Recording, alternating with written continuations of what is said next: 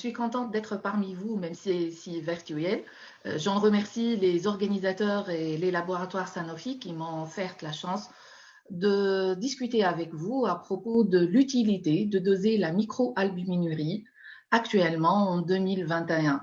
Est-ce que ça a un impact dans l'évaluation du risque rénal? Est-ce que ça a toujours un impact dans l'évaluation du risque cardiovasculaire?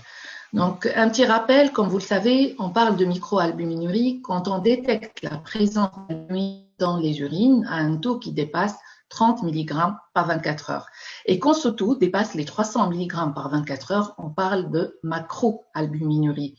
Donc, la nosologie actuelle a changé pour parler plutôt d'albuminurie stade A1, A2 ou A3, beaucoup plus de micro ou macroalbuminurie. Et on a ainsi A1, c'est quand tout à fait c'est normal, le dosage d'albumine dans les urines ne dépasse pas les 30 mg par 24 heures.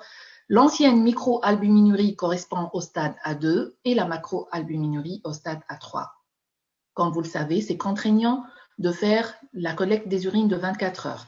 C'est pour ça qu'il y a eu la validation de plusieurs dosages sur échantillon, sur 4 heures avec mesure du débit, sur les urines nocturnes, sur spot matinal. Et ce qui est de plus en plus retenu, aussi bien dans la pratique courante que dans les essais, est le fameux RAC ou ACR. ACR en anglais, c'est l'acronyme de Albumin to Creatinine Ratio. C'est le rapport, tout simplement, de l'albumine urinaire sur la créate urinaire. Et pour faire simple, on va choisir les unités milligrammes pour l'albumine, grammes pour la créatinine, et ainsi on va avoir les mêmes valeurs, inférieures à 30, 30 à 300 et supérieures à 300. Un schéma qui vous montre le glomérule. Nous, néphrologues, on aime bien le montrer. Vous voyez là, c'est la capsule de Bowman, l'artériole afférente, l'artériole efférente. Et à l'intérieur de notre glomérule, nous avons un peloton de capillaires. Et si on prend une portion de capillaire, on va trouver la barrière de filtration glomérulaire, composée de 3 couches. De l'extérieur vers l'intérieur, nous avons ces cellules géantes, les podocytes, avec leurs pédicelles.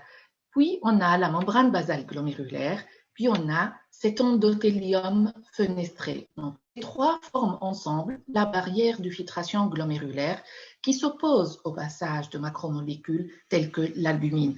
Quand il y a un problème de cette barrière de filtration glomérulaire, on peut avoir apparaître la microalbuminurie. Donc, la microalbuminurie provient d'une atteinte de la microcirculation.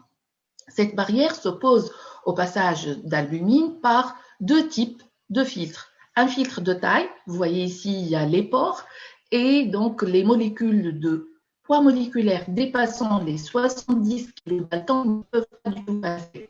Et puis, un filtre de charge. La barrière est chargée négativement, donc les protéines qui sont elles aussi chargées négativement vont se trouver repoussées, comme vous voyez les petits cercles rouges là, par cette barrière. Alors l'albumine, elle a un poids moléculaire de 65 kDa, limite pour les pores, donc elle peut traverser certains pores, mais c'est surtout le filtre de charge qui s'oppose à son passage, et on peut avoir de temps à autre de petites quantités d'albumine dans les urines, mais qui seront réabsorbées au niveau du tube contourné proximal. Qu'est-ce qui aboutit à la présence de microalbuminurie? Ça sera soit l'augmentation de la pression capillaire dans le glomérule, l'augmentation de la taille des pores de la paroi glomérulaire, ou bien la perte de la charge négative ou la diminution. Opposée au passage d'albumine dans les urines, il y a soit l'augmentation de la pression capillaire intraglomérulaire, l'augmentation de la taille des pores qui vont laisser passer les macromolécules, la perte de la charge négative ou bien la diminution du pouvoir de réabsorption tubulaire. Depuis très longtemps, des études dans la population générale ont montré que l'albuminurie, elle va augmenter parallèlement à l'âge, elle va augmenter en fonction de l'augmentation de la pression artérielle systolique, elle va augmenter en cas d'obésité, en cas d'élévation de la pression artérielle diastolique aussi, elle va augmenter chez les diabétiques et proportionnellement à la diminution du débit de filtration glomérulaire. Cette augmentation de l'albuminurie entraîne une augmentation de l'incidence de l'insuffisance rénale chronique. Mais pas que ça, elle entraîne dans la population générale un surrisque de mortalité, qu'elle soit d'origine cardiovasculaire ou non cardiovasculaire.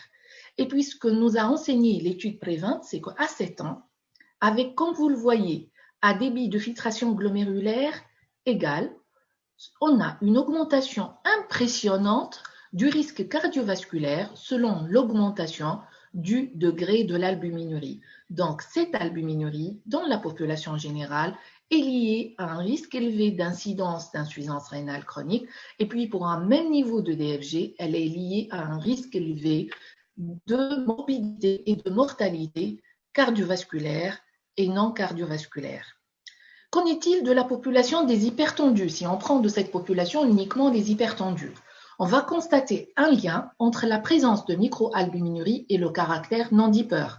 Et vous savez que les hypertendus non-dipeurs sont à plus haut risque cardiovasculaire. Autre constatation, il y a un lien entre le degré de la microalbuminurie et la complication cardiaque sous forme ventriculaire gauche, qui, comme vous le savez, expose à la mort subite et aux troubles de rythme cardiaque. Autre chose, on a constaté que même pour un même niveau tensionnel, les patients qui ont une microalbuminurie vont développer une cardiopathie ischémique beaucoup plus fréquemment que ceux du même niveau tensionnel, mais qui n'ont pas une microalbuminurie. Et chez ces patients hypertendus, il y a un risque de mortalité cardiovasculaire qui, comme vous le voyez, proportionnel au degré de la microalbuminurie. On passe au diabétique, une autre population où on ne peut pas parler de microalbuminurie sans parler de patients diabétiques. Pourquoi? Parce que Mogensen, qui nous a décrit l'évolution de la néphropathie diabétique, notamment en cas de diabète type 1, nous a parlé d'un premier stade où il y a uniquement une hypertrophie, une hyperfiltration glomérulaire, et ce stade commence dès le début du diabète jusqu'à 5 ans. Puis, on va avoir un stade intermédiaire, un stade où le débit de filtration glomérulaire commence à revenir vers la normale, mais où on peut constater une microalbuminurie transitoire pour arriver au stade 3, 5 à 10 ans après la découverte du diabète, un stade qu'on appelle néphropathie diabétique débutante ou incipience et qui est, lui, caractérisé par une microalbuminurie constante, persistante. Stade 4, c'est la protéinurie avérée, avec souvent de l'HTA. Ça peut évoluer vers le syndrome néphrotique, puis vers l'insuffisance rénale chronique, qui va atteindre le stade terminal au stade 5 de la néphropathie diabétique. Les stades 1, 2, 3 sont réversibles. Et la découverte de la microalbuminurie signe ce stade 3 de la néphropathie diabétique chez le diabétique type 1. Chez le diabétique type 2, on ne date pas le début, donc l'histoire est assez mêlée. Et généralement, au moment du diagnostic, il y a déjà les complications dégénératives, il y a déjà la microangiopathie avec atteinte de la microcirculation et on constate la présence d'une microalbuminurie qui va apparaître tout comme dans le diabète type 1, le syndrome néphrotique, l'insuffisance rénale qui va évoluer vers le stade terminal. Ce qui est caractéristique en bas, c'est cette lourde charge cardiovasculaire qui est associée au diabète type 2 et qui est associée à la présence de microalbuminurie. Donc, la détection de microalbuminurie chez le diabétique type 2, contrairement au diabétique type 1, ne signe pas forcément une néphropathie diabétique, mais elle signe un risque cardiovasculaire élevé. Alors, pour dépister la néphropathie diabétique, qu'est-ce qu'il y est recommandé? C'est le dosage de la microalbuminurie de 24 heures ou mieux le RAC, le rapport albumine sur créate sur échantillon urinaire. Quand est-ce qu'on le fait? 5 ans après le diagnostic du diabète en cas de diabète type 1 et au moment du diagnostic en cas de diabète type 2. Quand est-ce qu'on va le refaire? Si c'est négatif, on va le refaire une fois par an. Un RAC supérieur à 30 mg par gramme ou 3 mg par millimol, 2 fois de suite parmi 3 mesures successives, signe la néphropathie diabétique en cas de diabète type 1. On doit se méfier des situations où on peut avoir une élévation transitoire de la microalbuminurie, telle qu'une décompensation du diabète, une infection urinaire, une hématurie macroscopique d'origine urologique, une maladie infectieuse, un exercice physique ou un effort important, et puis la présence d'une insuffisance cardiaque.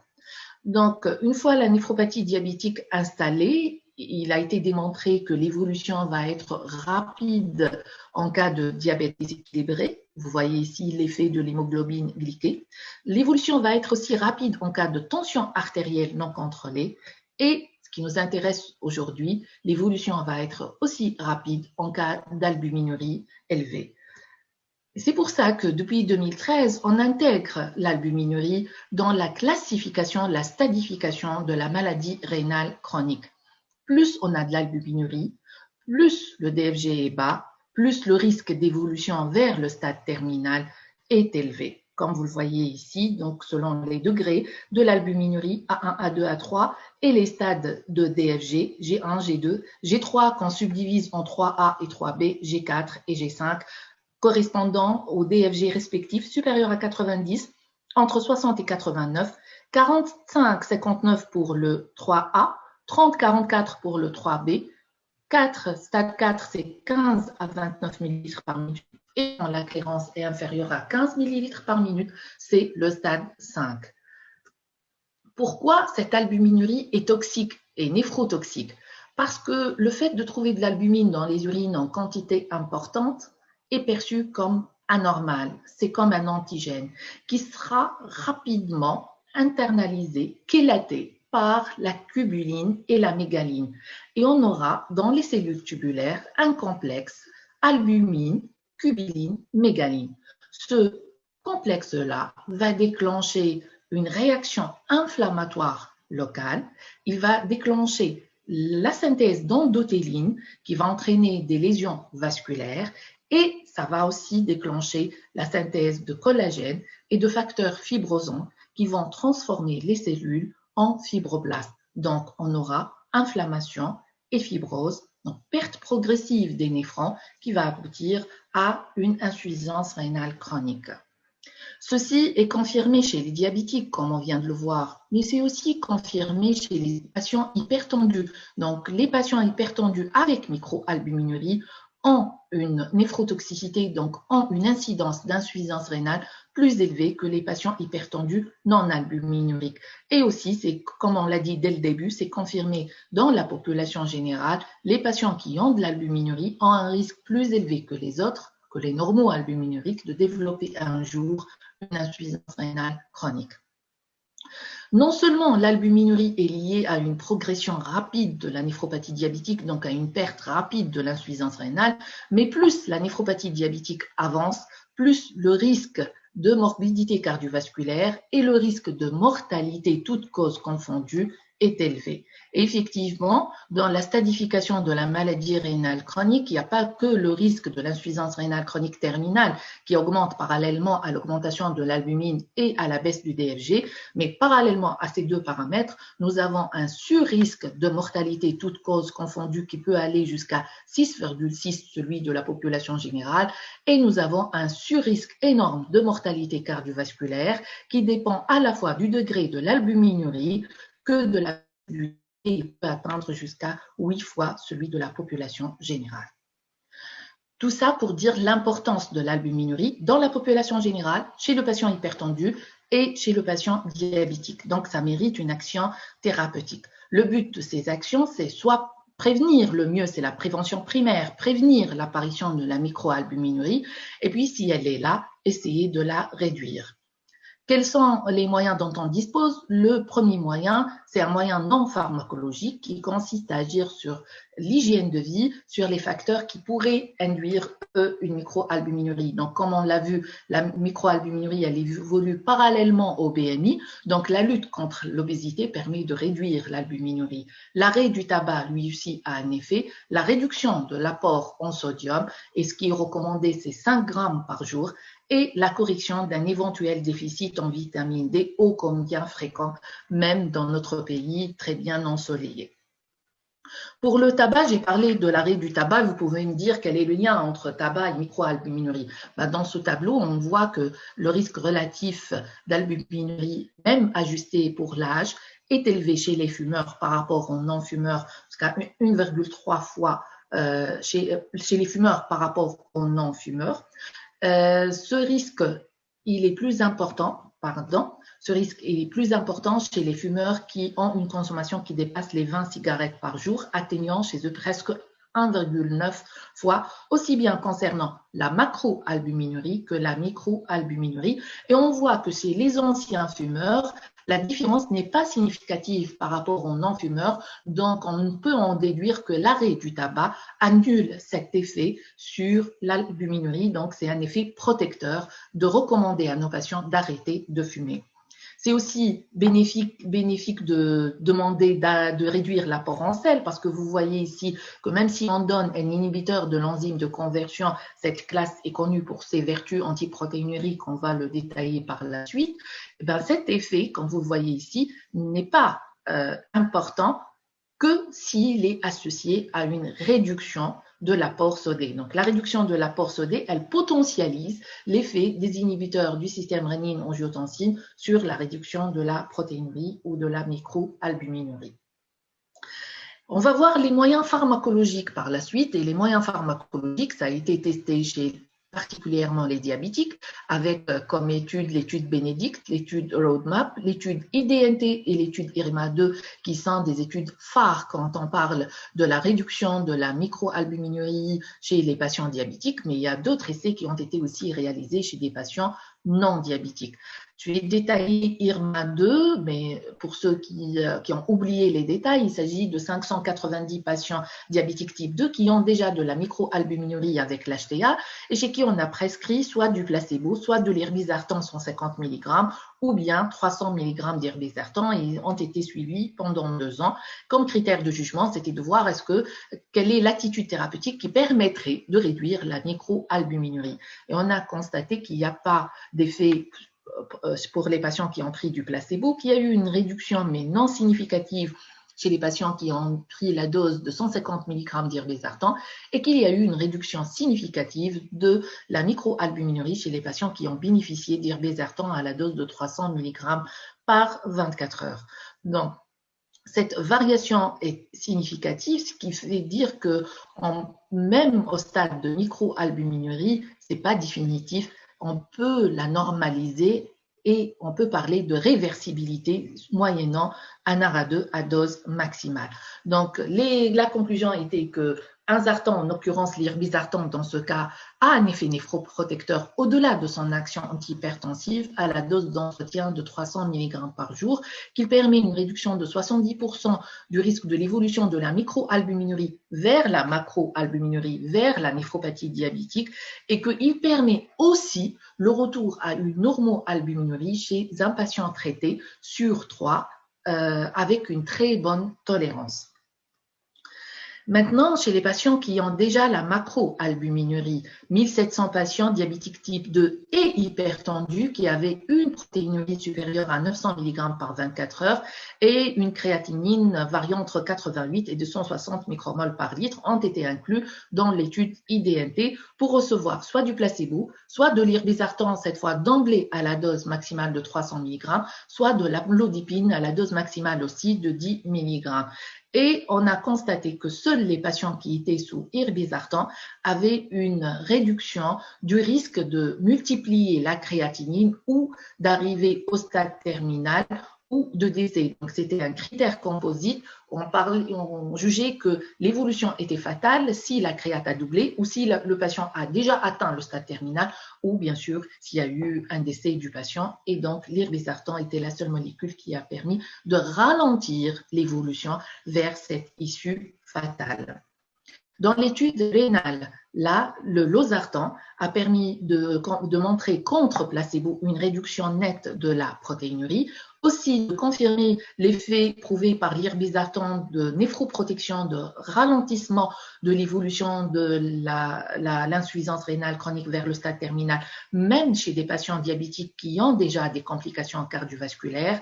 Et ce qui est important, c'est que la réduction du risque cardiovasculaire était parallèle à la réduction de l'albuminurie. Et quand on parle de risque cardiovasculaire dans cette étude, on parle de risque de cardiopathie ischémique, d'AVC, d'hospitalisation pour insuffisance cardiaque, de nécessité de revascularisation ou de décès de cause cardiovasculaire, donc d'événements cardiovasculaires majeurs.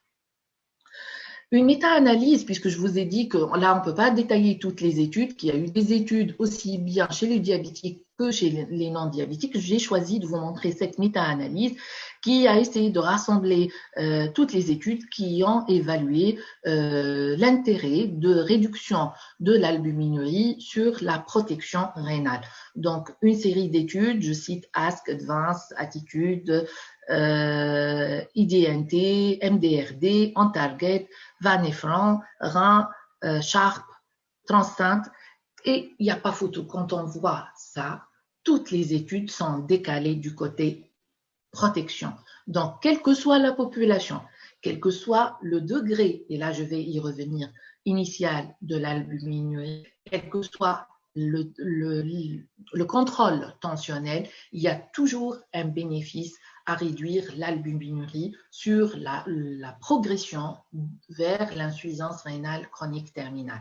Et si on regarde deux paramètres, le degré de filtration glomérulaire initiale et on regarde aussi le degré de l'albumine initiale, et bien on constate que l'effet bénéfique dépend du DFG initial et dépend du degré de l'albuminurie initiale. C'était là la conclusion de cette méta-analyse. Alors le titre était « Est-ce que c'est toujours d'actualité ?» et c'est pour ça que j'ai choisi de vous montrer cette méta-analyse parue en 2020 qui a inclus 28 cohortes, soit un total considérable de 693 816 patients, donc presque 700 000 patients.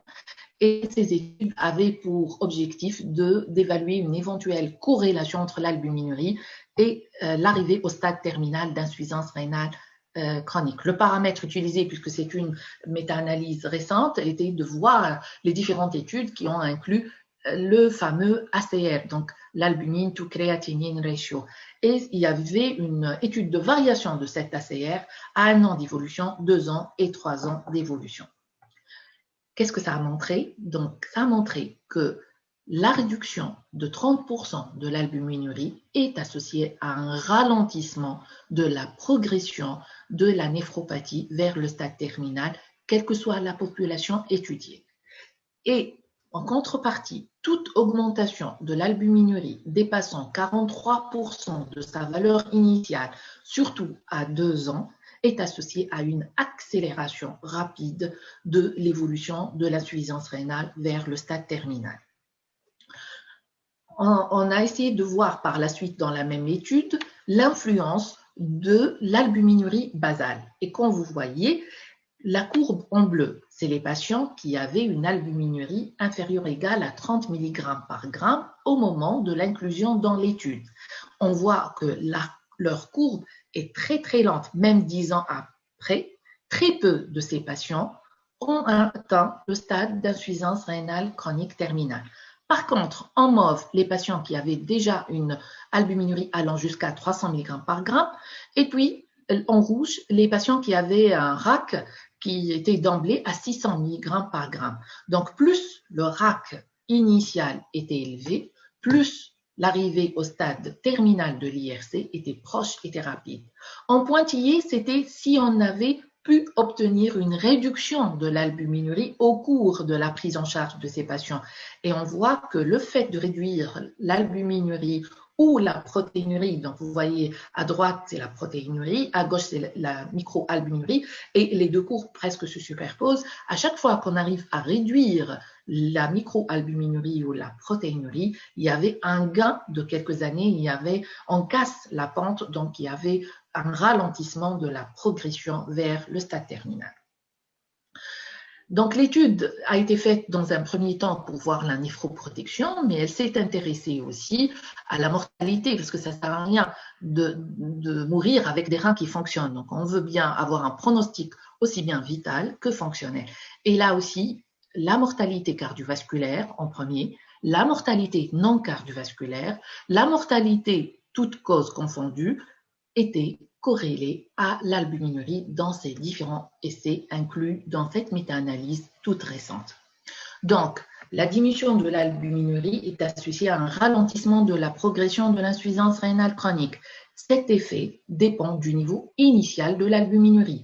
L'augmentation de l'albuminurie est au contraire associée à un mauvais pronostic rénal. La mortalité d'origine cardiovasculaire et non cardiovasculaire est directement corrélée à la variation de l'albuminurie, une conclusion frappante. Quels sont les autres paramètres qui peuvent influencer?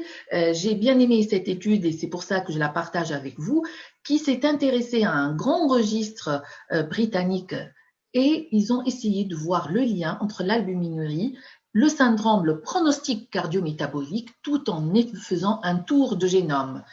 Et là, ils ont trouvé, donc ils ont les mêmes constats qu'on dit depuis le début de ce topo, c'est que l'albuminurie est liée aux mortalités toutes causes confondues, à la cardiopathie ischémique, à l'AVC, à l'atteinte vasculaire périphérique, à l'insuffisance cardiaque, au diabète, à l'insuffisance rénale, à l'hypertension et même aux tumeurs rénales, aux tumeurs cutanées, à certains cancers cutanés. Et un fait nouveau, c'est qu'ils ont constaté que les patients hypertendus font plus de microalbuminurie que les patients non hypertendus. Et d'un autre côté, les patients qui ont de la microalbuminurie vont développer par la suite de l'HTA beaucoup plus fréquemment que les patients qui ont une normoalbuminurie. Donc, c'est une relation bidirectionnelle entre l'albumine et l'HTA. Ils se sont dit, est-ce qu'il y a un substratum génétique à cette association bidirectionnelle? Et donc, ils ont fait un tour de génome qui a permis d'identifier 32 loci impliqués dans cette association. Et ça a permis de développer et de valider un score de prédisposition génétique qui soutient cette association. Donc, les patients qui ont un score de prédisposition élevé vont avoir à la fois l'HTA et la microalbuminurie avec un mauvais pronostic rénal et cardiovasculaire par la suite. Quels sont les agents qui ont permis le plus dans la littérature de réduire cette albuminurie et le risque qui lui est attribué? Alors, dans les différentes études, les placebos n'ont pas d'effet, donc ça fait la force de la comparaison contre le placebo dans ces études-là.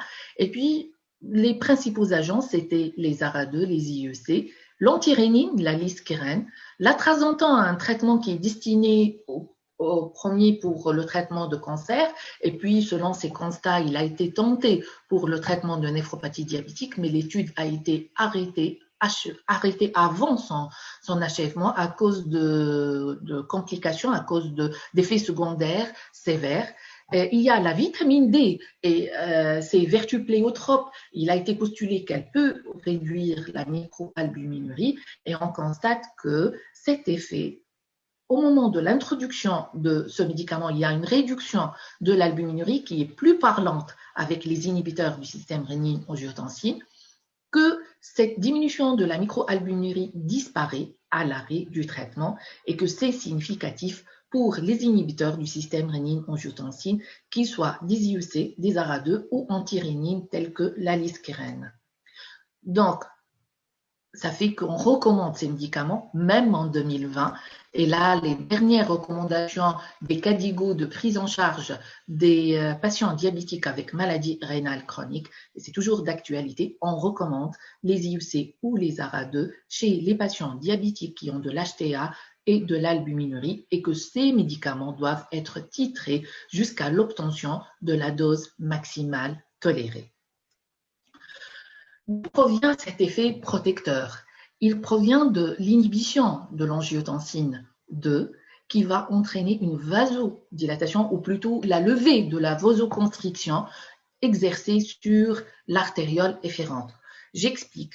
Donc, en temps réel, la stimulation du système rénine-angiotensine-aldostérone entraîne une vasoconstriction de l'artériole efférente. Pourquoi on a besoin de cette vasoconstriction? C'est pour garder une pression intraglomérulaire élevée.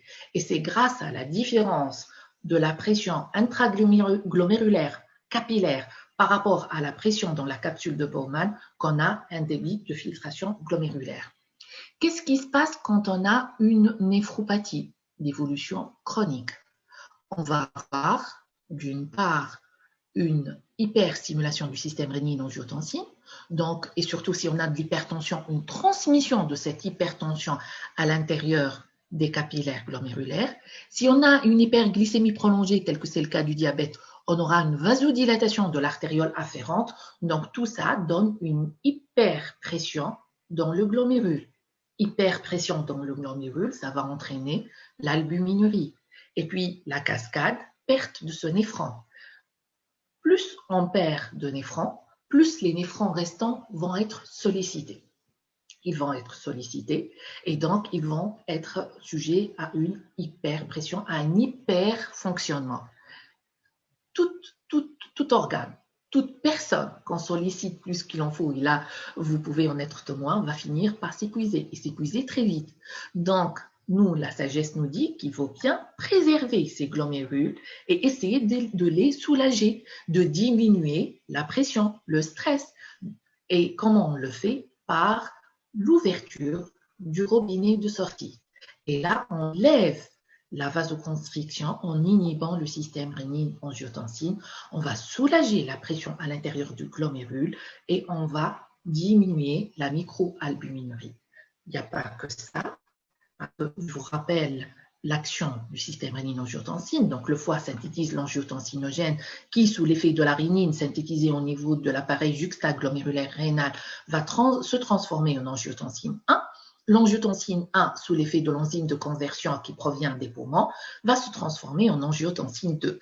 L'angiotensine 2, quand elle va se lier à ses récepteurs AT1, va entraîner une vasoconstriction, mais aussi une prolifération cellulaire, de la fibrose, du stress oxydatif, de l'inflammation et la sécrétion d'aldostérone qui a un effet de rétention hydrosodée. Donc, nous, en utilisant l'ISIUC ou les ARA2, on va bloquer cette cascade et on va diminuer la vasoconstriction, on va diminuer l'inflammation, la fibrose, le stress oxydatif et la rétention hydrosodée. On va avoir un effet protecteur aussi bien par la baisse des chiffres tensionnels que par l'effet glomérulaire direct. Il y a d'autres récepteurs T2 qui ont un effet contraire à l'AT1. Et là, leur effet, c'est vasodilatation, antiprolifération, natriurétique, donc un effet contraire. Mais l'angiotensine 2 est aussi transformée sous l'effet de l'enzyme de conversion 2 à l'angiotensine 1,7. L'angiotensine 1,7, en se liant à son récepteur MAS, va avoir des effets bénéfiques, tout comme la liaison à l'angiotensine, au récepteur AT2. Et ces effets sont de type vasodilatation, antiprolifération, anti-inflammation. Donc, il y a deux voies de ce système qui s'opposent. Une voie plutôt tensiogène et une voie protectrice. Et nous, on doit inhiber la voie tensiogène. L'enzyme de conversion 2, ça vous devrait rappeler un virus qui nous dérange depuis le début de 2020. Effectivement, le SARS-CoV-2, et là, vous avez toute la journée qui parle de ceci, et je ne pouvais pas faire l'exception et parler autre chose, même si le topo était albuminurie, mais on voit qu'il y a un lien direct entre l'albuminurie, système rénine-angiotensine, et ce virus. Ce virus, comme son précédent, le SARS-CoV-1, emprunte la voie de l'enzyme de conversion 2 pour entrer dans les cellules. Et de là commence son effet pathogène. Alors, ce constat a généré une inquiétude qu'on a vu circuler même sur les réseaux sociaux. Est-ce que les patients qui sont sous inhibiteurs du système rénine-angiotensine-aldostérone sont plus à risque de développer l'infection Covid-19? Et est-ce qu'ils sont plus à risque de développer une infection sévère que les patients qui ne sont pas sous inhibiteurs de système rénine-angiotensine-aldostérone? Alors, il n'y a aucune preuve qui montre qu'ils ont un risque plus élevé jusqu'à présent. Il y a eu une autre attitude. Est-ce que la prise d'un inhibiteur du système rénine-angiotensine serait protectrice? Pourquoi on pense à un effet protecteur? Parce que vous savez que l'activation du système rénine-angiotensine est associée à plusieurs lésions viscérales. Et donc, son activation avec la diminution de l'enzyme de conversion 2 semble être impliquée dans la pathogénèse des lésions pulmonaires à SARS-CoV-1 et 2. L'angiotensine 2 est aussi élevée chez les patients atteints de SARS-CoV-1 et 2 et son taux plasmatique correspond linéairement à la charge virale et à l'atteinte pulmonaire.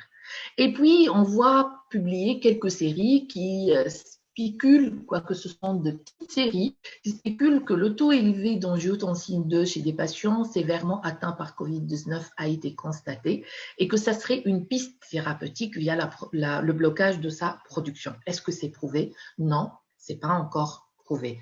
Donc, le duel entre système rénine-angiotensine et Covid-19 n'a pas encore dit tous ces mots, donc on ne sait pas si ce sont des amis ou ce sont des ennemis. Tout ce qu'on sait, c'est qu'on n'a pas des preuves solides.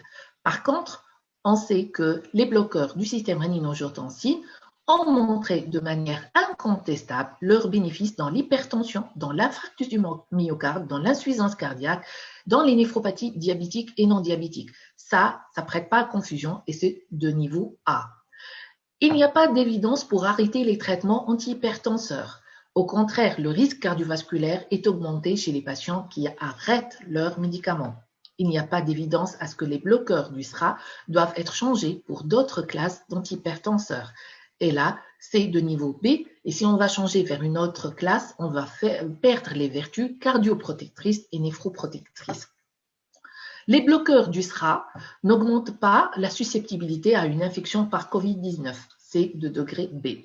Les bloqueurs du SRA semblent diminuer la mortalité des patients hypertendus hospitalisés diagnostiqués positifs pour Covid-19. Ça a une très faible puissance C. Et puis les bloqueurs du SRA doivent être arrêtés en cas d'état hémodynamique compromis. C'est le bon sens, bien sûr, on doit les arrêter dans ce cas. Donc, au jour d'aujourd'hui et sur la base des données scientifiques actuelles, les sociétés savantes internationales recommandent le maintien des bloqueurs du système rénine-angiotensine chez les patients stables à risque de développer un Covid-19 ou chez ceux qui en sont déjà atteints, sauf chez les patients hospitalisés hémodynamiquement instables ou ceux qui présentent une insuffisance rénale aiguë. L'interruption brutale de ces traitements est elle-même grevée de complications. C'est un consensus de tout bon sens. Pourquoi j'ai parlé d'insuffisance rénale aiguë? Et parce que c'est une complication de Covid-19. Donc, je sais que vous prenez en charge beaucoup de patients atteints de Covid-19 et vous le prenez en charge à domicile en les surveillant, surtout sur le plan respiratoire. Mais j'attire votre attention sur la nécessité de les surveiller aussi quant au risque d'apparition d'une atteinte rénale. Cette atteinte rénale peut résulter de l'hypoxie, peut résulter de l'orage cytokinique, elle peut résulter d'une myocardite aiguë, elle peut résulter d'une rhabdomyolyse, mais aussi il y a un effet viral direct qui a été démontré même des PBR et des autopsies post-mortem. Donc, on a pu identifier le virus à l'intérieur des cellules tubulaires qui va par la suite éclater et donner une nécrose tubulaire aiguë. Ce sont des patients qu'on voit défiler aux urgences, qui sont hospitalisés et qui sont fréquemment dialysés. Et on a eu beaucoup de cas de rémission après 3 jusqu'à 7 séances d'hémodialyse. Il y a eu une récupération comme dans toute nécrose tubulaire aiguë d'une diurèse suivie de l'amélioration de la fonction rénale. Alors, chez ces patients qui ont de l'insuffisance rénale aiguë, là, il faut arrêter les inhibiteurs du système rénine-angiotensine jusqu'à de fonction rénale normale parce que c'est un effet hémodynamique autre qui va s'ajouter à leur lésion rénale aiguë. Les conclusions, donc il faut vraiment continuer à doser la microalbuminurie parce que ça a un intérêt diagnostique de la microcirculation. Chez le diabétique type 1, ça confirme la néphropathie diabétique. Ça a aussi un intérêt pronostic comme on l'a vu, donc pronostic rénal, pronostic cardiovasculaire et pronostic vital. Et ça a un intérêt thérapeutique puisque si on détecte la présence d'albuminurie, ça veut dire qu'on doit prescrire des bloqueurs du système rénine-angiotensine-aldostérone à des doses élevées associées aux mesures hygiénodiététiques telles qu'on l'a dit, l'arrêt du tabac et la réduction de l'apport sodé. Il n'y a pas de nécessité, il n'y a pas de preuve qui nous dit qu'on doit arrêter les bloqueurs du système rénine-angiotensine en période endémique. Sur ce, je prie Dieu pour qu'il vous protège tous. Et je vous remercie de votre attention en attendant vos questions en direct. Merci.